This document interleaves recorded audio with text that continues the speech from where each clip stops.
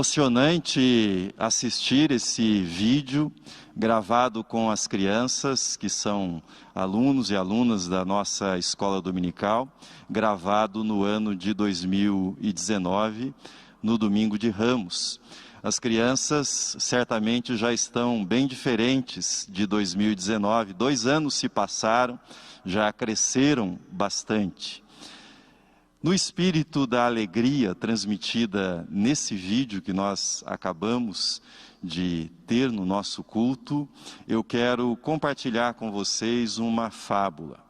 As fábulas têm o poder de cativar a nossa imaginação e têm o poder de transmitir de uma forma muito singela mensagens que tocam profundamente tanto crianças quanto adultos. E a fábula que eu compartilho com vocês é uma fábula elaborada a partir deste evento do Domingo de Ramos, do evento narrado no Evangelho que lemos no início e parte foi relida agora nesse momento da mensagem.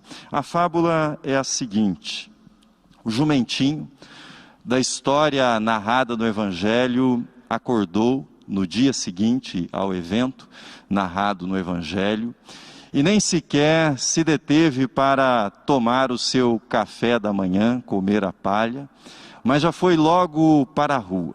Acordou feliz com as recordações do dia anterior e, indo à rua, ele se dirigiu rapidamente para o mercado. Mas à medida que caminhava, ele percebia que as pessoas passavam por ele e não reconheciam. E ele imaginou: devem ser pessoas mal informadas, provavelmente não leram os jornais, o que ocorreu ontem. E ele prosseguiu, chegou até o mercado e ali no mercado ele começou a chamar a atenção das pessoas, mas foi ficando cada vez mais espantado porque ele não recebia o reconhecimento. Então ele esticou as orelhas e estufou o peito, caminhou solenemente, caminhou pausadamente pelas ruas do mercado, murmurando: ei pessoal, eu estou aqui, olhem para mim, sou eu novamente na rua, olhem para mim. Algumas pessoas gritaram com ele, ficaram irritadas, mandaram ele sair do caminho, disseram que ele estava atrapalhando, por fim bateram nele para que ele deixasse as ruas do mercado. Num gesto desesperado, o jumentinho começou a gritar: atirem os ramos no chão, tirem as suas vestes, coloquem as vestes sobre mim, gritem aleluia, hosana, como ontem. Mas nada funcionou. Decepcionado, profundamente magoado, o jumentinho tomou novamente caminho para a sua casa. Caminhava cabisbaixo, abatido. Ele chegou completamente arrasado. E a mamãe, Dona Jumenta, se dirigiu ao seu filho, perguntando: onde você estava, filho? Eu estava aflita. Onde você andou? E o jumentinho, com bastante tristeza, disse: mamãe, eu não entendo, eu não compreendo. Ontem as pessoas me exaltavam, ontem fizeram a maior festa comigo, e agora, além de não me reconhecerem, ainda me expulsaram. Eu não entendo. Então, a mamãe carinhosamente disse para ele: bobinho, você é muito, muito bobinho. Você não entendeu que tudo aquilo era porque você levava Jesus? Toda aquela festa era porque você levava Jesus pelo caminho? Fábulas possuem essa combinação poderosa: simplicidade e profundidade. Transmitem uma mensagem ficcional de forma simples, mas poderosa, profunda. Depois de mais de 20 séculos, nós, cristãos, continuamos fazendo a mesma confusão que o nosso personagem da fábula. A razão por que queremos a honra e a glória para nós, para a igreja, é uma só. Não sabemos direito quem é Jesus. Não sabemos direito qual é o nosso relacionamento com Jesus. Juan Arias, um jornalista, ele escreveu um livro que tem um belíssimo título: Jesus, esse grande desconhecido. Jesus, esse grande desconhecido. A passagem de Mateus, que narra a entrada de Jesus em Jerusalém, ela tem a seguinte menção, que eu releio para você. Entrando Jesus em Jerusalém, toda a cidade se alvoroçou e perguntavam: quem é este? E as multidões clamavam: Este é o profeta Jesus de Nazaré da Galileia. Quem é este? Quem é este grande desconhecido chamado Jesus? Eis a resposta da multidão: é o profeta de Nazaré da Galileia. Mas sabia a multidão o que era um profeta? Sabia a multidão o que era a missão de um profeta? Sabemos nós, cristãos do século 21, o que é um profeta?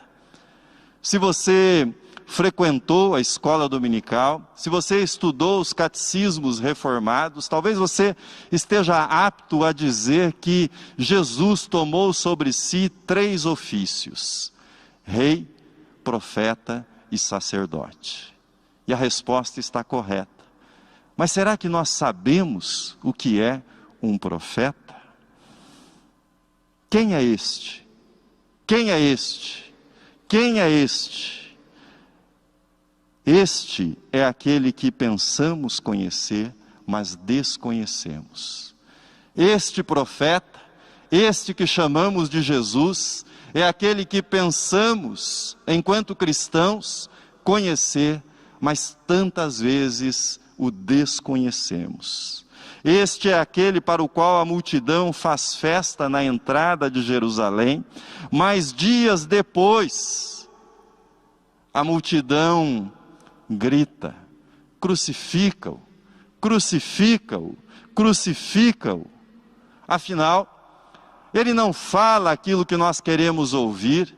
Afinal, ele não embala os nossos sonhos de libertação dos romanos. Afinal, ele não alimenta as nossas ilusões e as nossas falsas esperanças a respeito de nós mesmos. Idolatria.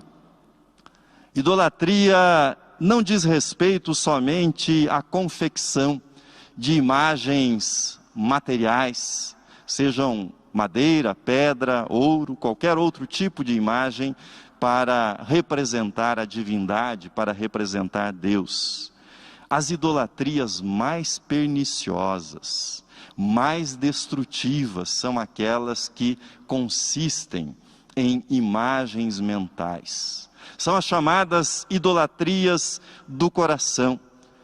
São aquelas idolatrias nas quais nós fazemos um Jesus, fabricamos um Jesus no qual nós queremos acreditar. Um Jesus feito sob medida, um Jesus editado, um Jesus que só carimba as minhas certezas, um Jesus que legitima os meus preconceitos, um Jesus que não desconcerta, um Jesus que não sacode o meu comodismo, um Jesus que não me desinstala das minhas certezas, um Jesus que é aquele tipo de conhecido, aquela pessoa que você mantém algum contato, mas com a qual não há intimidade suficiente para que essa pessoa olhe nos seus olhos e diga para você: você está errado, você está errado, eu não participo disso que você está fazendo, eu não aprovo o que você está fazendo, embora eu o ame, embora eu tenha carinho, consideração por você. Esse é o amigo Jesus que pode e faz isso conosco. Mas quando Jesus está na figura de alguém que nós editamos, que nós fabricamos, segundo os nossos pensamentos, não há espaço para esse tipo de liberdade e de intimidade. Queremos um Jesus que fale somente o que nós gostamos de ouvir, que fale as coisas que nós sabemos, que confirme as nossas certezas, mas nós não queremos um Jesus que nos confronte, um Jesus que fale aquilo que nós realmente precisamos ouvir e não aquilo que nós gostamos de ouvir. Esse Jesus, quando feito dessa forma, é um ídolo fabricado pela nossa religiosidade, mas não é o Jesus dos evangelhos. Não é o Jesus que foi à cruz por mim e por você, o Jesus que morreu e ressuscitou para a nossa justificação. Não, não é esse Jesus. Quem é este que entra em Jerusalém montado num jumentinho? É aquele que se importa o suficiente com as pessoas. E ele se importa tanto com as pessoas que, se você continuar a leitura dos próximos versículos do capítulo 21 do Evangelho de Mateus, você verá Jesus entrando no templo em Jerusalém, virando as mesas dos cambistas, expulsando os cambistas e denunciando: a minha casa foi transformada num covil de ladrões. A minha casa, casa de oração para todos os povos, diz o Senhor, foi transformada num covil de salteadores. Nós amamos esse templo localizado à rua Nestor Pestana, 156. Um templo que, como eu mostrei no domingo passado, tem raízes profundas na história, raízes de mais de 156 anos.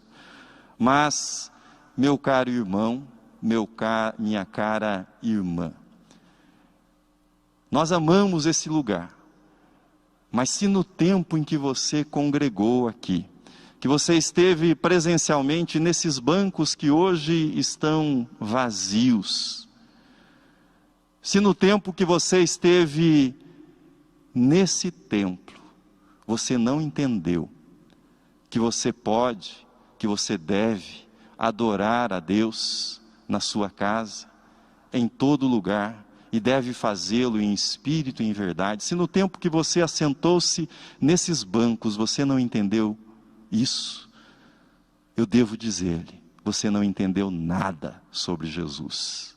Você não entendeu nada sobre adoração. Você não entendeu nada sobre o tipo de fé que Jesus trouxe para a humanidade. No diálogo com a mulher samaritana, Jesus foi muito claro quando ele disse àquela mulher que tinha dúvidas sobre onde Deus deveria ser adorado. E ele disse: nem neste monte, nem em Jerusalém, adorareis o Pai. Mas vem a hora, e já chegou, que os verdadeiros adoradores adorarão o Pai em espírito e em verdade, porque são estes que o Pai procura para seus adoradores. Jesus virou as mesas dos cambistas no templo de Jerusalém. Depois ele fez algo mais radical ainda. Quando admiravam as construções, ele disse: eu vou destruir e reconstruir esse templo em 3 dias. Jesus virou as mesas no templo de Jerusalém. E eu fico pensando Fico pensando o que Jesus faria, por exemplo, com a petição que líderes religiosos dos nossos dias levaram na semana que passou ao STF, Supremo Tribunal Federal, para reivindicar o direito de realizar cultos presenciais em meio à pandemia, com mais de 3.000 mortos por dia. Levaram ao Supremo esse tipo de petição.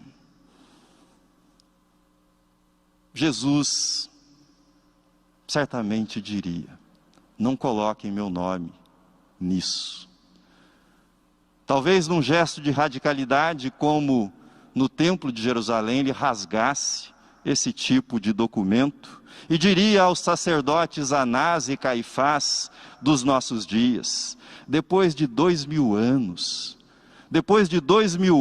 vocês ainda não sabem quem eu sou? Depois de 2.000 anos, vocês não entenderam nada? Será que eu preciso desenhar?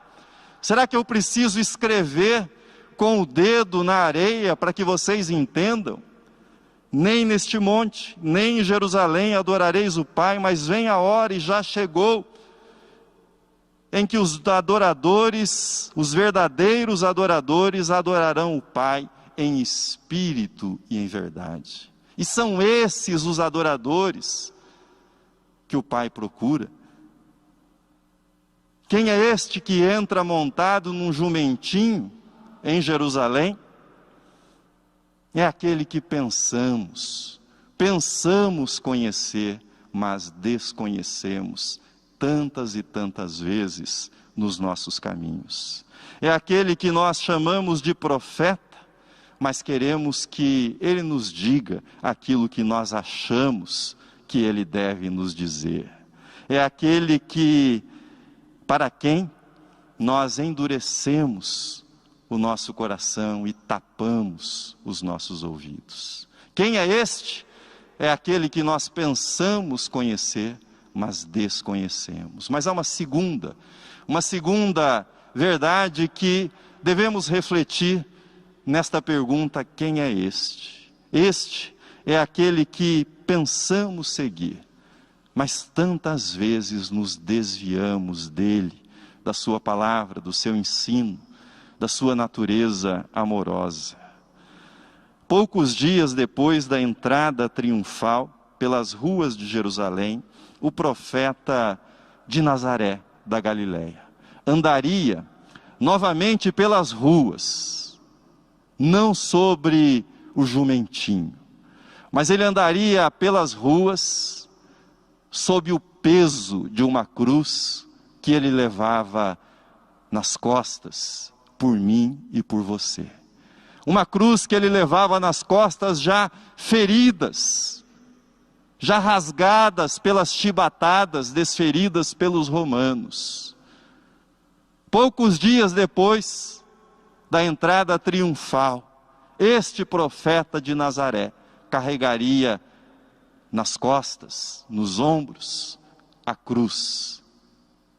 E esse profeta de Nazaré já havia dito, já havia profetizado, antes que esse fato ocorresse, dizendo para mim e para você: se alguém quer vir após mim, tome a sua cruz e siga-me. Se alguém quer vir após mim, tome a sua cruz e siga-me. O profeta de Nazaré não disse: quem quiser ser o meu seguidor, tome a sua espada, entre no meu exército. O profeta de Nazaré não disse: tome a sua arma, seja o defensor da cultura judaico-cristã, senão Deus estará perdido se você não for o defensor da cultura judaico-cristã. Ele disse: negue-se a si mesmo, tome a sua cruz e então siga-me. É isso que disse o profeta de Nazaré. Aliás, quando Pedro tirou a sua espada e desferiu o golpe contra o servo do sumo sacerdote, Jesus o repreendeu duramente, dizendo: guarda a tua espada, pois todos os que lançam mão da espada, a espada perecerão. Acaso pensas que não posso rogar a meu Pai e Ele mandaria neste momento mais de 12 legiões de anjos? Não por força, nem por violência, mas pelo meu Espírito. É o que Jesus está ecoando nesta afirmação para Pedro. Quem é este? Este é Jesus, aquele de quem nós nos desviamos, aquele que deveríamos seguir, mas tantas vezes nos desviamos do espírito amoroso dele, do ensino dele.